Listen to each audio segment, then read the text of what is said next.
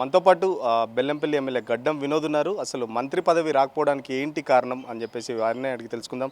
Sir ఏంటి మంత్రి పదవి కోసం మీరు కూడా చాలా సీరియస్గా ట్రై చేస్తారు, బట్ లాస్ట్ మినిట్లో మీ తమ్ముడికి వెళ్ళింది. ఎట్లా వస్తున్నారు? ఇప్పుడు ఇదంతా హైకమాండ్ డెసిషన్ తీసుకుంది. ఇప్పుడు హైకమాండ్కి రకరకాలుగా కాంబినేషన్స్ వాళ్ళ మనసులో ఉండొచ్చు. ప్రస్తుతానికి ఇక మా నాన్నగారి పేరు మీద ఫ్యామిలీలో ఇద్దట్లో ఎవరికొకళ్ళకి ఇవ్వాలని అసలు ఆలోచనలో హైకమాండ్ ఉండే. ఇక దాని తర్వాత చిన్నబాబుకి ఇచ్చిండ్రంటే ఖర్గే గారు ఇంకా సీనియర్ హైకమాండ్ అఫీషియల్స్ అందరూ వాళ్ళ ఆలోచన వచ్చిన తర్వాత ఫ్యామిలీలో ఎవరికొకళ్ళకి ఇవ్వాలని మా తమ్మునికి ఇచ్చారు. మీరు హ్యాపీనా? నిన్న ప్రమాణ స్వీకారానికి కూడా వెళ్ళలేదు, మీరు కూడా ట్రై చేశారు. పార్టీలో ఫస్ట్ నుంచి సీనియర్గా ఉన్నారు. దానికి సంబంధించి ఏం చెప్తారు మరి? ఇది నేను దాని గురించి ఎంత తక్కువ కామెంట్ చేస్తే అంత మంచిది. ఎందుకంటే ఇప్పుడు సీనియారిటీ గురించి పార్టీ హైకమాండ్కు దగ్గర ఉన్నంత నాలెడ్జ్ ఎవరి దగ్గర లేదు. వాళ్ళే చూచి ఆలోచించి వాళ్ళు తీసుకున్న నిర్ణయం ఇది. వాళ్ళు తీసుకున్న నిర్ణయానికి బేసిక్గా మా ఫాదర్ ఇచ్చిన గైడ్లైన్స్ ఏంటంటే హైకమాండ్ ఏది చెప్పినా వినాలి. ఇక దాన్నే పాటించుకుంటున్నాం. ఏంటి వినోద్కు లేని అర్హత, వివేక్ ఉన్న అర్హత ఏంటి అసలు మంత్రి పదవికి సంబంధించి ఏం చెప్తారు? మీరు మొదటి నుంచి ఉన్నారు, తమ్ముడు ఇంకా బీజేపీ కానీ ఇంకా పార్టీల నుంచి తిరిగి వచ్చారు. మరి ఇంకొక టాపిక్ ఏంటంటే ఒకటే ఇంట్లో ఒకరు మంత్రి, ఒకరు ఎమ్మెల్యే, ఒకరు ఎంపీగా ఉన్నారు. ఎట్లా వస్తున్నారు? కాంగ్రెస్ పార్టీలో ఇంకెవరు లేరా? మరి ఏం చెప్తారు దానికి? ఇక్కడ నేను కాంగ్రెస్ పార్టీ అవన్నీ బేసిక్గా ప్రజలలో ఉన్న విశ్వాసాన్ని వాళ్ళు చేస్తూ మా నాన్నగారు చేసిన మంచి పనుల గురించి ఆలోచించుకున్న తర్వాత మాకు నిజంగా చెప్పాలంటే పార్టీ హైకమాండ్ బ్లెస్సింగ్ ఉన్నందుకే ఈ లెవెల్కి వచ్చినాం. అదెందుకు పూర్తిగా మా ఫాదర్ చేసిన కాంట్రిబ్యూషన్ 70 ఏళ్ళ సర్వీస్ తర్వాత ప్రజలలో కూడా ఉన్న ఒక విశ్వాసము, ఒకటి ఉన్న నమ్మకము, కాంగ్రెస్ పార్టీలో ఉన్న మాకున్న కుటుంబానికి నమ్మకాన్ని బేసిక్గా హైకమాండ్ దాన్ని గుర్తించినందుకు ప్రత్యేకంగా ధన్యవాదాలు. అడిగిన దానికి చెప్పలేదు. అడిగిన దానికి ఏం చెప్పలేదు. మీకు లేని అర్హత మీ తమ్ముడుకున్న అర్హత ఏంటి మంత్రి పదవికి సంబంధించి? హైకమాండే డిసైడ్ చేయాలి. నేను అర్హత సంగతి గురించి నేను ఎప్పుడు మాట్లాడలే. నేను డిసిప్లిన్ సోల్జర్ లెక్క కాంగ్రెస్ పార్టీలో ఎలా పనిచేయాలో కాంగ్రెస్ పార్టీ గైడ్లైన్స్ ప్రకారంగా ఎల్లప్పుడూ వాళ్ళు అడిగిన ప్రతి ఒక్క రిక్వెస్ట్ని ఫుల్ఫిల్ చేస్తూ వాళ్ళు ఇచ్చిన ప్రతి ఒక్క కార్యక్రమాన్ని సక్సెస్ చేస్తేనే ముంగడబోతున్నాను. That's how it is. చాలామంది మంత్రి పదవి గురించి ఆశించారు. రాని వాళ్ళకి సంబంధించి మంత్రులు వెళ్తున్నారు, లేకపోతే మీనాక్షి నటరాజన్ భుజంగింపులు చేస్తున్నారు. మరోపక్కన డిప్యూటీ సీఎం ఏదైతే ప్రేమ్ సాగర్ రావు ఉన్నారు, మీ జిల్లాకు చెందిన సీనియర్ ఎమ్మెల్యే, మంచిర్యాల ఎమ్మెల్యే, తనకు కూడా వస్తుందని చెప్పేసి చాలా వరకు ఆశపడ్డారు. గతంలోనే వివేక్ వస్తే ఖచ్చితంగా ఒప్పుకునేది లేదని చెప్పేసి బాహటంగానే విమర్శించిన పరిస్థితి. ఇప్పుడు ఎట్లా ఉండబోతుంది మరి? అంటే ఇక్కడ ఏంటంటే బేసిక్గా ఇప్పుడు సీనియారిటీ లెక్క ప్రకారంగా చూస్తే నేను సీనియర్ మోస్ట్ని మొత్తం పార్టీలో, అట్లీస్ట్ మంత్రి పదవి సంగతి సబ్జెక్ట్ తీసుకుంటే 2004 నుంచి 2009 వరకు నేను చేసిన ఘనత నేను ఇదే ప్రస్తావించాను ప్రత్యేకంగా. ఖర్గే గారిని, రాహుల్ గారిని, రేవంత్ రెడ్డి గారిని, మొత్తం హైకమాండ్కి ఇంటికి నా సీనియారిటీ ఉంది, నన్ను మీరు దాన్ని ప్రొటెక్ట్ చేయమని ప్రత్యేకంగా వాళ్ళకి మనవి చేసుకున్న తర్వాత ఇక వాళ్ళ మైండ్ సెట్ల ఆలోచన ఏమొచ్చిందో, వాళ్ళు ఎట్లా ఈ ఫ్యామిలీలో ఎట్లా అడ్జస్ట్ చేయాలన్నా అనేది ఇట్ ఈస్ హైకమాండ్ డెసిషన్ అండి. నాకు దాంట్లో అర్హత ఉన్నదా లేదా అనేది హైకమాండే డిసైడ్ చేయాలి. ఎందుకంటే అర్హత ఉన్నందుకే నాకు మంత్రి పదవి ఇచ్చారు 2004 నుంచి 2009 వరకు.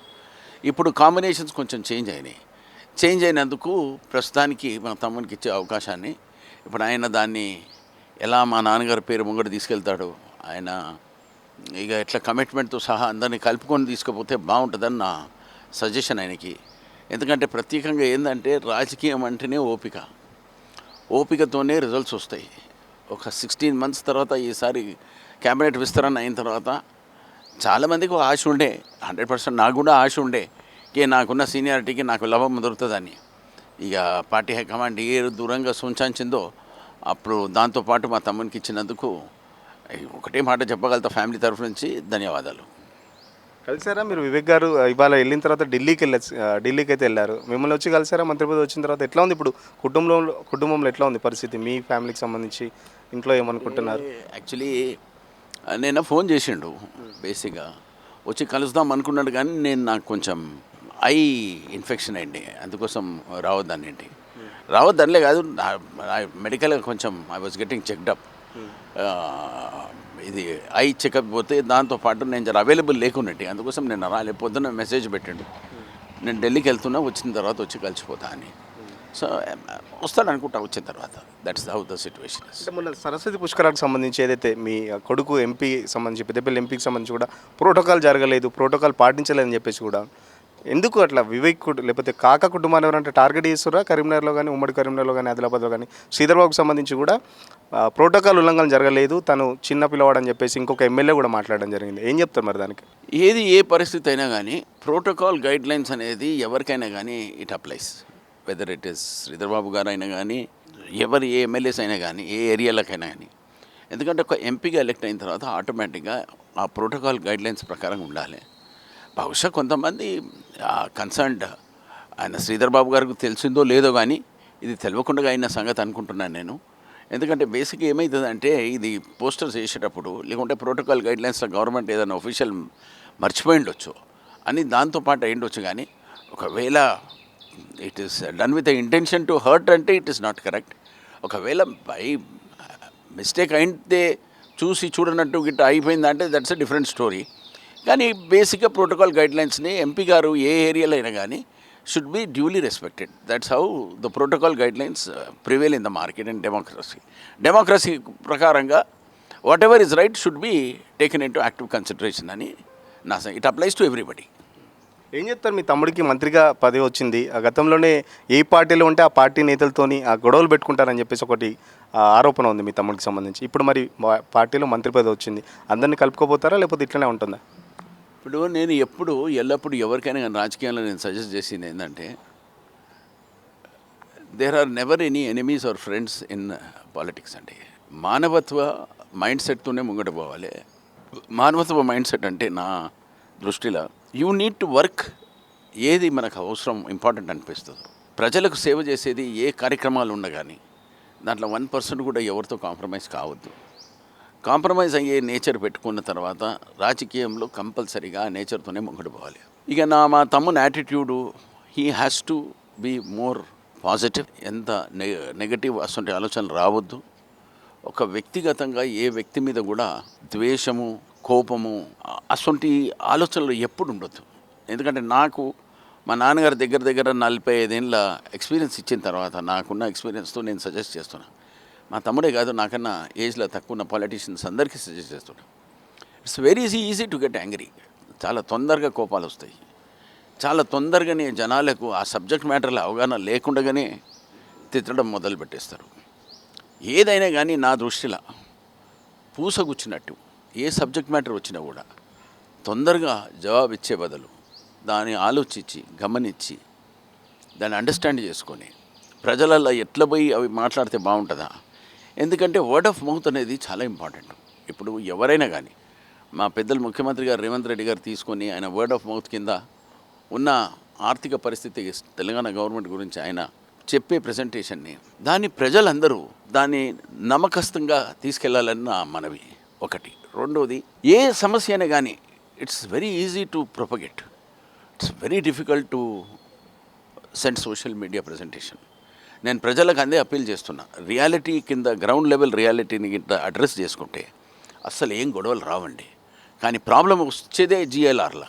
ఈ జిఎల్ఆర్లో ఏమైపోతుందంటే జనాలకు ఒక అరెగెన్స్, ఒక పట్టుదల, నేను ఇది చేయగలుగుతా, నాకు అంత కెపాసిటీ ఉంది, నాకు పవర్ ఉంది.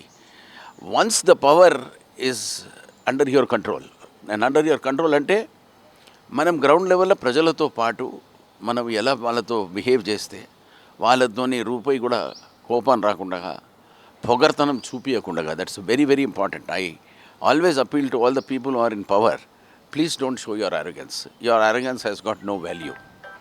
Value is there when you work. ఈ వర్క్ చేసుకున్నప్పుడు నీ వర్క్లో నువ్వు ఎంత అరగెన్స్ చూపిస్తావో చూపి, అదే నీ మగతనం, అదే నీ రియాలిటీ. ఆ వర్క్తో పాటు humbleness, simplicity, smiling face, body language, organisation, ఈ రెండు గిట్ట పెట్టుకున్నావు అనుకో, నీకు అసలు మనసులో రూపాయి కూడా కోపం రాదు. You will be a very very simple individual.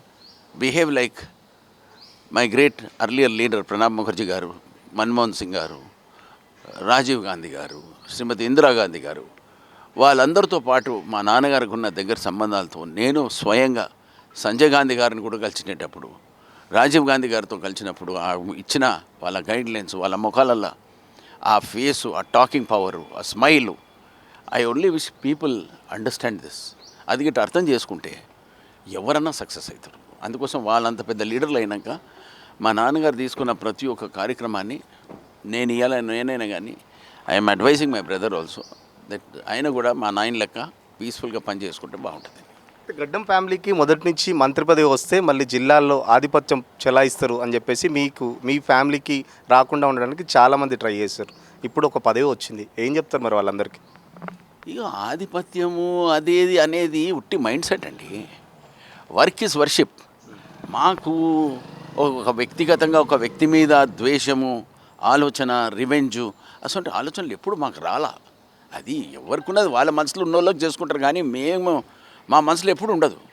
ఇప్పుడు మా దగ్గర ద్వేషంగా కొంతమంది వచ్చి ఓట్లు తొరుగు చేస్తారు. మాకు లిటిల్ వాల్యూ ఫర్ ఇట్. అందుకోసం నేను అంటున్నా కదా, రాజకీయంలో nobody has bigger than is own self made decision making. ఆ సెల్ఫ్ మేడ్ డెసిషన్ ఎప్పుడు వస్తుంది? లోపల కల్మషం వద్దు. కల్మషం పెట్టుకున్నావు అనుకో, అది నీ హెడేక్, మా హెడేక్ కాదు. అచ్చా, మాకు ఇచ్చిన గైడ్లైన్స్ ఏంది? ఎవడన్నా వచ్చినా ఒక పనితోనే వస్తాడు, అది రీజనబుల్గా ఉందా 100% విల్ అడ్రస్ ఇట్. లేదనుకో, బాబు it is not in our reach, will work out some other method అని పక్కకి పంపించేస్తాం. కానీ మనిషిని, మానవత్వాన్ని ఇల్ట్రీట్ చేసే బుద్ధి మా దగ్గర లేదు, చెయ్యం కూడా. ఫోన్స్ వచ్చే అధిష్టానం దగ్గర నుంచి కానీ, లేకపోతే మీరు కూడా మంత్రి పదవి ఆశించారు, చాలామంది ఆశించిన వాళ్ళ ఇంటికి మంత్రి వెళ్తున్నారు. ఉప ముఖ్యమంత్రి ప్రేమ్ సాగర్ ఇంటికి కూడా వెళ్ళారు కొద్దిసేపటి క్రితం, పొన్నం ప్రభాకర్ వెళ్ళారు. మరి మీ దగ్గరికి ఎవరైనా వచ్చారు? మిమ్మల్ని బుజ్జించే ప్రయత్నం ఏమైనా చేశారు? ఎందుకు రాలేదంటే తమ్మునికి మంత్రి పదవి వచ్చినందుకు. ఇక ఫ్యామిలీలో ఒకటి వచ్చింది, ఎందుకు రావాలని రాలే, అంతే. అదే సమస్య. కరిగే అంకుల్ దగ్గరికి వెళ్ళి ఫోన్ వచ్చింది. అంకుల్ దగ్గరికి వెళ్ళి ఫోన్ రాగానే, సరే అంకుల్ నేను నెక్స్ట్ వీక్ వచ్చి కలుస్తాను ఆయనకు చెప్పినట్టు. ఇక ఆయన కన్నా పెద్ద ఇంకెవరు ఉన్నారు నాకు? ఆయనే ఫోన్ చేసిండు, మాట్లాడితే నెక్స్ట్ వీక్ రా వినోద్ మాట్లాడదాం అన్నాడు. హ్యాపీయా ఫైనల్గా? అడిగి ఇప్పుడు కుటుంబంలో వచ్చిన తర్వాత హ్యాపీ లేకపోతే ఏంది, దొడ్డముఖం పెట్టుకుంటారా? అంటే ఇక్కడ అది నేనే కాదు, నా జాగాలో ఎవరున్నా లోపల ఉన్న సెకండ్ టర్ము అందరు నా జూనియర్స్కి మంత్రి పదవి వచ్చిన తర్వాత నేను మనిషినే, నాకు ఆశ ఉంటుంది, నాకు ఎక్స్పెక్టేషన్ ఉంటుంది అని ఆ సమస్య గురించి కూడా ప్రత్యేకంగా నేను పెద్దలు కరిగే అంకుల్తో కూడా నేను చెప్పినట్టు, మీరు కొంచెం ఓపిక పట్టండి, రండి ఫస్ట్ నెక్స్ట్ వీక్లో మాట్లాడదాము అన్నారు. ఐ సెడ్ ఓకే అంకుల్, మీరు ఎట్లా ఆదేశాలు ఇస్తే మేము అట్లా దాన్ని పాటిస్తున్నాం.